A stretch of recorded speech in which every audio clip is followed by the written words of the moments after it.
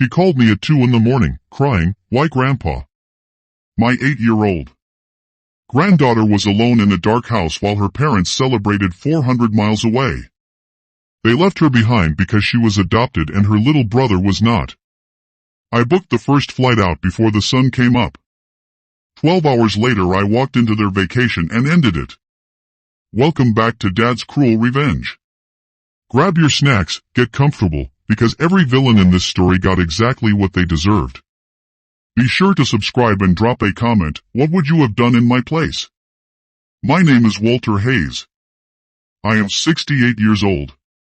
I spent 26 years in the United States Marine Corps before I retired to a quiet street in Asheville, North Carolina. My wife, Margaret, passed 3 years ago from cancer. Before she died, she made me promise one thing. She made me promise I would always protect Maya, our granddaughter. No matter what happened in this family, Maya came into our lives when she was 5. My son Brian and his wife Courtney adopted her after years of fertility struggles. The adoption was hard-won and expensive to Margaret, and I flew to Ohio for the court hearing. I remember holding that little girl in the courthouse hallway while she asked me if she was really going to be a Hayes forever. I told her yes. I meant it then. I still mean it now. 18 months later, Courtney became pregnant naturally. Everyone called it a miracle. They named him Tyler. From the moment he was born, something in that house shifted. Margaret noticed it before I did. She used to say Courtney's mother, Diane, looked at Maya like she was a houseguest who had overstayed her welcome. I told Margaret she was imagining things. I was wrong. This is the story of how my family tried to erase an 8-year-old girl from a vacation photo, and how I made sure they would never forget her name again. The trouble started quietly. It always does. Brian and Courtney began hosting birthday parties for Tyler that somehow never mentioned Maya on the invitation. Family photos on Courtney's social media started cropping Maya out of the frame. I noticed it first during a Christmas card. Tyler was front and center in a red sweater. Maya was standing at the very edge, half cut off by the border of the picture. I called Brian about it. He laughed it off. "Dad, you're reading too much into a photo," he said. I wanted to believe him. He was my son. I raised him to be better than this. But Margaret's voice kept repeating in my head, telling me to watch closely, telling me something was wrong in that house. Diane, Courtney's mother, moved in with them 6 months after Tyler was born. She had money from a real estate career in Charlotte and she used it like a leash. She paid for Tyler's private preschool. She paid for family vacations. And every single time, Maya's name was left off the guest list for something. A spa day. A mother-son lunch. A grandparent's stay at school that somehow only Tyler attended. I started driving down to Charlotte more often, unannounced, just to check on her. Maya would run to the door and hug my leg and whisper that she missed me. She never complained about her parents. She was too young to understand what was happening to her. But I understood. I had spent my whole career reading rooms, reading people, knowing when something was about to break. In March, Brian announced a family trip to Walt Disney World for Tyler's 6th birthday. He told me it was a small trip, just the 4 of them, keeping costs down. I asked if Maya was going. There was a long pause on the phone before he answered. "She's got a field trip that week, Dad," Brian said. "It's easier if she stays home with a sitter." I pressed him for details and he got defensive fast, the way guilty people always do. I let it go because I did not want to start a fight over the phone. I decided I would drive down myself and see what was really happening before I said another word. I arrived 2 days before they were scheduled to leave for Orlando. Maya answered the door in her pajamas, thrilled to see me. Courtney was upstairs packing. Diane was in the kitchen on her laptop, booking a reservation at a resort restaurant for 4 people. I asked Maya directly if she was going to Disney World with her family. She shook her head and said, "Tyler gets to go because he's a real Hayes." My stomach dropped. I asked her where she heard that. She said Grandma Diane told her that at dinner the week before, in front of everyone, like it was an obvious fact no one needed to discuss. An 8-year-old girl had internalized the idea that she was not real family because a stranger decided to say it out loud at the dinner table. I confronted Courtney that night. She claimed it was a misunderstanding, that the sitter arrangement was already set and changing it would cost them the non-refundable hotel deposit. I asked why Maya could not simply come with them as originally planned. Courtney looked at Diane before she answered me, which told me everything I needed to know about who was really running that household. Brian stayed silent during the entire conversation. He would not look me in the eye. I left that night furious, but I did not yet know how bad it would actually get. I drove back to Asheville with my hands shaking on the steering wheel. I called Margaret's sister, Aunt Pam, who lived 2 hours from Brian's house, and asked her to check in on Maya while they were away. Pam agreed immediately. She had never liked the way Diane treated that little girl either. 5 days later, Brian, Courtney, Tyler, and Diane flew out to Orlando. The plan, according to Courtney, was for an 18-year-old neighbor named Brittany to stay overnight with Maya and drive her to school each morning. I did not like it, but Maya was not legally mine to override, so I had no choice but to trust the arrangement and stay close. By phone the first night was fine. Maya called me before bed and told me about her homework. The second night, nobody called at all. I tried Maya's tablet 3 times with no answer. I told myself not to panic. Children fall asleep early. Sitters forget to remind them to call. I tried to believe that. At 2 in the morning on the third night, my phone rang. It was Maya, sobbing so hard I could barely understand her. She said Brittany left around 10 to go to a party and never came back. She said the house was dark and she was scared and she did not know who else to call. Through broken sobs she asked me the only question that mattered. Why Grandpa? Why did they leave me?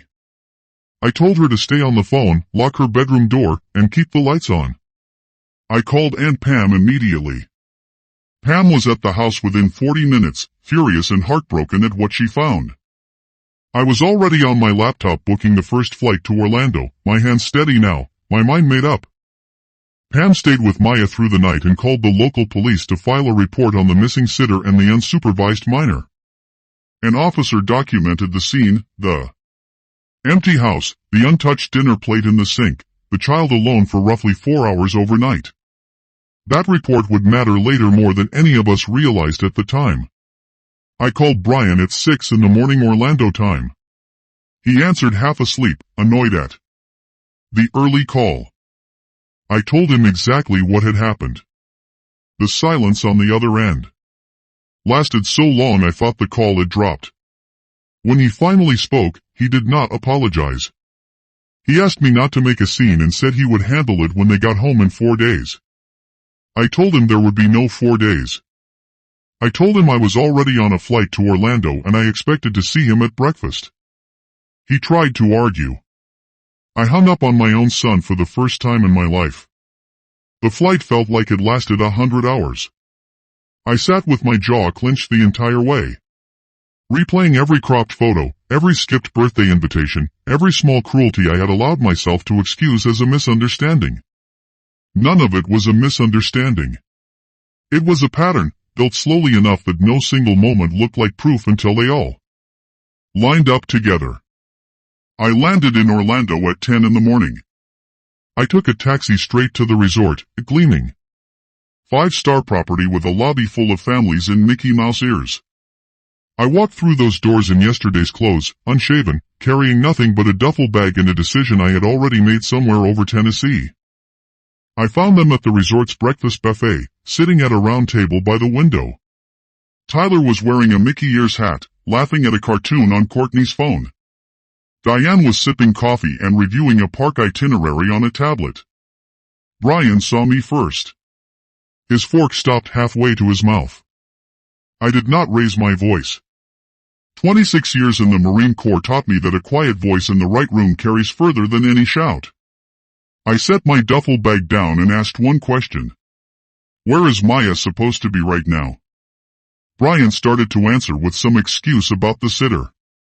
I cut him off and told him Pam found her alone at 2 in the morning, and that there was now a police report with both their names on it. Courtney's face went white. Diane, to her credit or discredit, did not even flinch. She said, loud enough for nearby tables to hear, that she did not see why this trip should be ruined over a sitter issue when they were already halfway through their vacation. I looked at this woman who had spent 2 years whispering poison into my granddaughter's life, and I finally said out loud what I had been thinking for months. I told her she was not family. I told her she was a guest in my son's marriage who had worn out her welcome. A manager approached, concerned about the volume. I apologized to him directly and asked for a private room. Brian followed me, pale and sweating, finally understanding that this was not going to be a quiet conversation he could smooth over with an excuse. In that private room, I laid out exactly what I knew. The cropped photos. The skipped invitations. Maya's own words about being told she was not a real Hayes. The police report from that morning. I told Brian I had spent 3 years watching him let Diane and Courtney push his adopted daughter to the edges of his own family, and I was done watching. Brian tried to defend himself, saying he loved Maya just as much as Tyler. I asked him a simple question. I asked him when the last time was that he personally, without being reminded, picked Maya up from school, attended her parent-teacher conference, or asked her about her day without Diane or Courtney in the room. He could not answer me. The silence answered for him. Courtney entered the room crying, insisting she never meant to hurt Maya. I told her intention did not matter to an 8-year-old sitting alone in a dark house at 2 in the morning. I told her that Margaret, my late wife, made me promise to protect that child, and I intended to keep that promise even if it meant protecting her from her own parents. I informed them that because I held trustee authority over the Hayes family trust that Margaret and I established years ago, a trust that named both grandchildren as equal beneficiaries, I would be reviewing the terms immediately.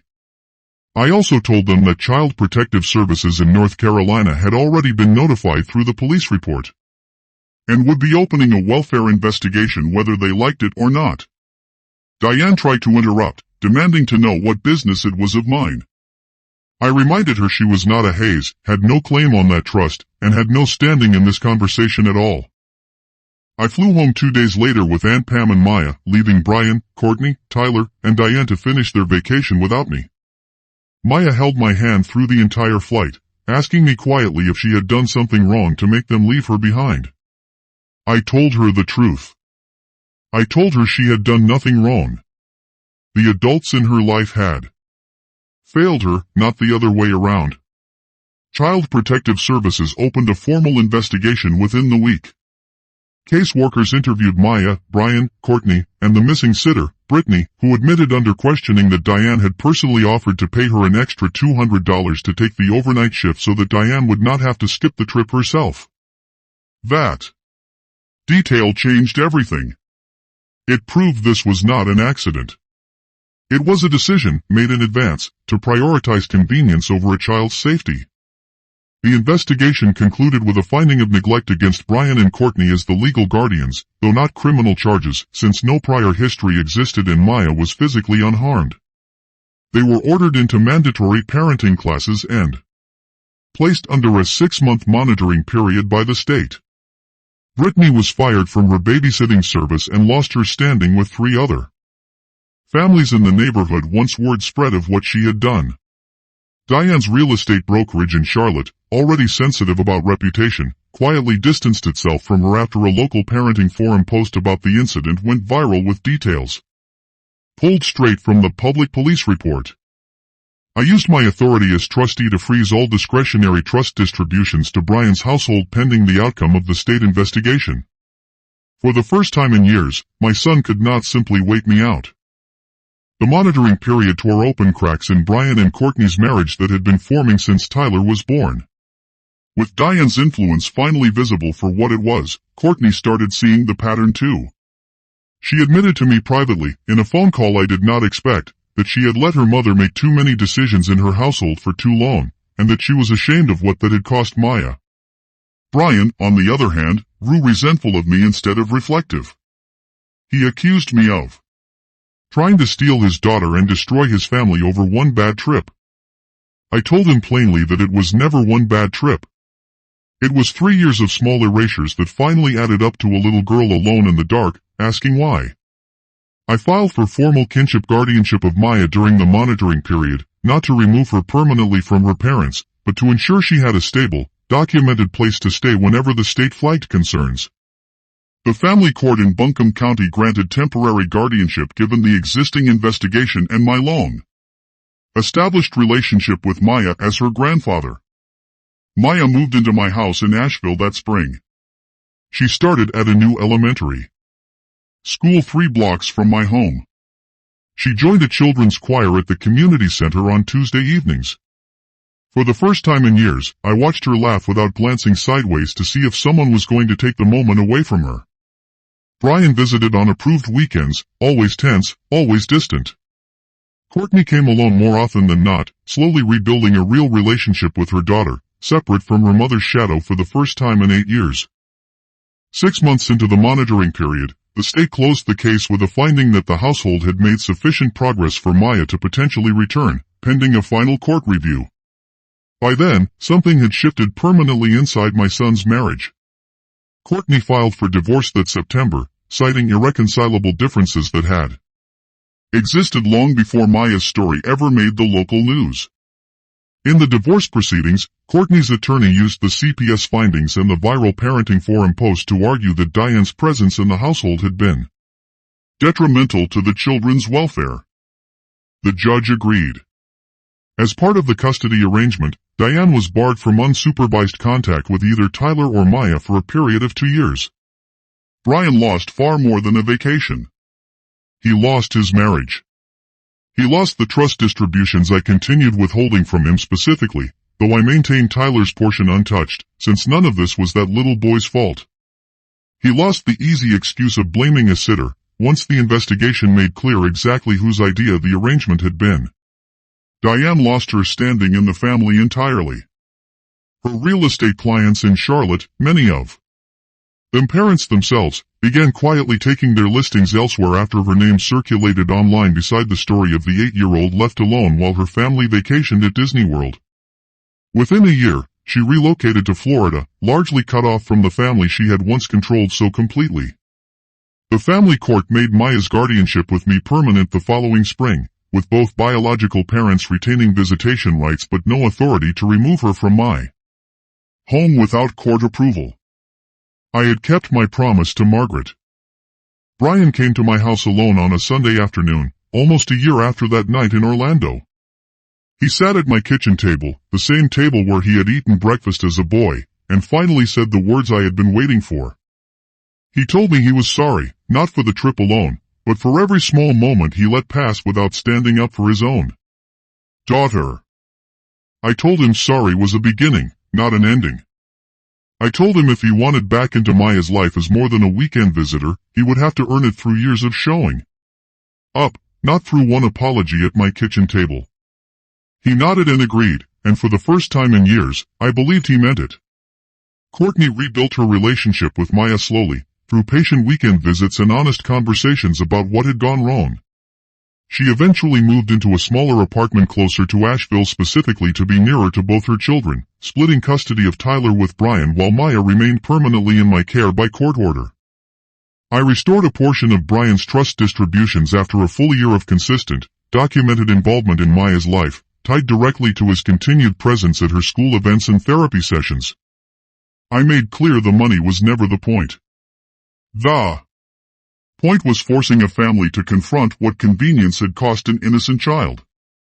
Diane reached out once, asking to see the grandchildren on Christmas. I told her that door stayed closed until a judge said otherwise. She did not ask again. 2 years after that 2 a.m. phone call, Maya turned 11 in my backyard in Asheville, surrounded by real family who showed up without being reminded. Brian grilled burgers. Courtney brought the cake. Tyler, now 7, chased Maya around the yard with a water gun, calling her his sister without hesitation, the way a child should have been allowed to all along.